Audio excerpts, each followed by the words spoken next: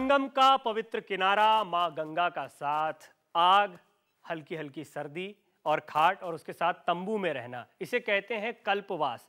कल्पवास एक पुराना शब्द है जिसमें इसी तरह के जीवन यापन को कल्पवास कहा जाता था। लेकिन जब यहाँ पर माघ मेला लगता है, भक्ति का रंग होता है, तो ये कल्पवास कलयुग में भी देखने को मिलता है, आधुनिक युग में भी देखने को मिलता है। और आम लोगों के साथ साथ कई खास लोग भी इस कल्पवास का आनंद लेते हैं। अभी देखने में ऐसा लगता है कि अगर इतनी सर्दी है और माँ गंगा के किनारे हैं आप और तंबू में रहना पड़ रहा है तो काफ़ी दिक्कतें होती होंगी।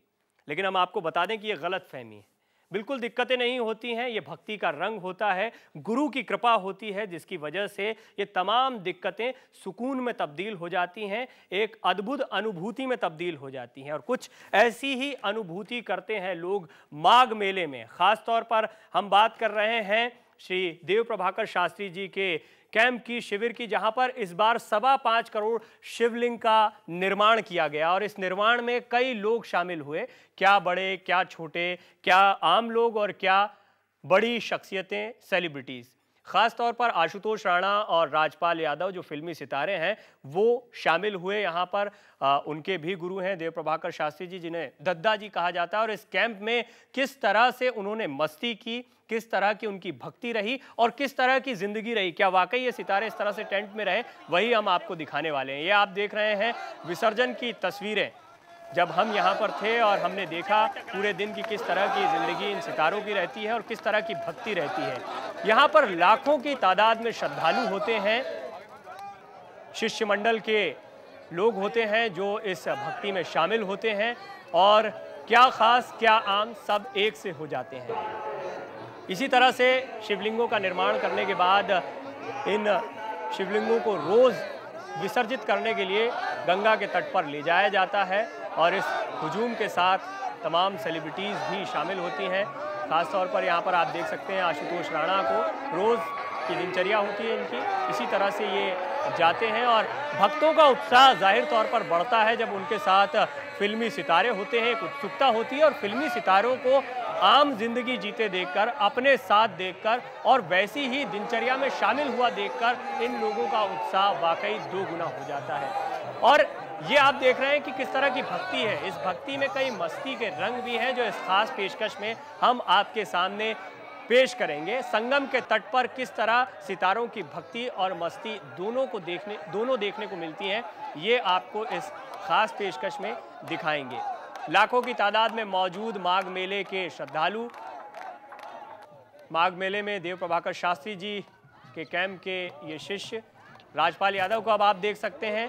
रामा रामा क्या है ड्रामा फिल्म में अभी नायक के तौर पर दिखे और इसका क्रेडिट भी वो अपने गुरु को ही देते हैं। और साथ में राजपाल के पीछे आप देख सकते हैं उनके पिता भी हैं, यानी सभी परिवार भी यहाँ पर मौजूद। खासी रुचि का विषय ये लोग होते हैं क्योंकि उत्साह होता है फिल्मी सितारों को अपने नज़दीक पाकर, अपने साथ देखकर।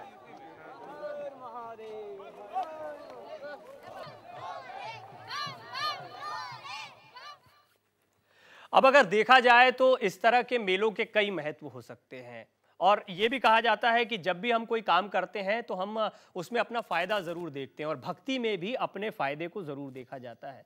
तो अगर ऐसे में फ़ायदा बताने की ज़रूरत पड़े कि भाई माघ मेला इतना बड़ा लगा लिया है, लाखों लोग जुट गए हैं, इसका मकसद क्या है, तो आइए खुद सुनते हैं दद्दा जी यानी देव प्रभाकर शास्त्री जी, जिनके करीब 5 लाख शिष्य हैं, वो क्या कहते हैं और ये 5.25 करोड़ शिवलिंग बनाने का मकसद क्या है, उन्हीं से जानते हैं। एक धार्मिक चेतना एक ऐसी चेतना है जो वास्तव में नैसर्गिक है और प्राकृतिक है। अगर वो चेतना जागृत हो जाए तो उसका प्रतिफल लोगों को बहुत अच्छे सकारात्मक रूप में मिलते हैं। ऐसी सोच हमारे अतीत के ऋषि मुनि संत महात्माओं में थी और उन्होंने धर्मेण हन्नतो व्याधि के बिंदु को लेकर के और धर्म के द्वारा, धार्मिक अनुष्ठान के द्वारा विभिन्न प्रकार की व्याधियों का शमन होता है, शांत होता है। तो हमारे ऋषियों ने धार्मिक अनुष्ठान प्रारंभ किया और ज्ञात अज्ञात इतिहास में जहाँ भी आप देखें राजा महाराजाओं में उन्होंने यज्ञ का अनुष्ठान किया। जी हाँ, इसी तरह से अनुष्ठान किया और उसी परंपरा को अभी भी आगे बढ़ाया जा रहा है, ऐसा दद्दा जी का कहना है। अब आपने कुछ फिल्मी सितारों को देखा, आशुतोष राणा, राजपाल यादव और फिल्मों की कई हस्तियां यहां पर जुटी हैं, लेकिन श्रद्धालुओं की तरह, शिष्य मंडल की तरह। ये लोग क्या सोचते हैं, किस तरह का महत्व मानते हैं और कितना आनंद महसूस करते हैं, ये जानते हैं खुद इन्हीं से। और बहुत ही दिलचस्प जगह पर हम यहाँ पर एक सेट पर मौजूद हैं जहाँ पर माँ गंगा को दिखाने की कोशिश की है।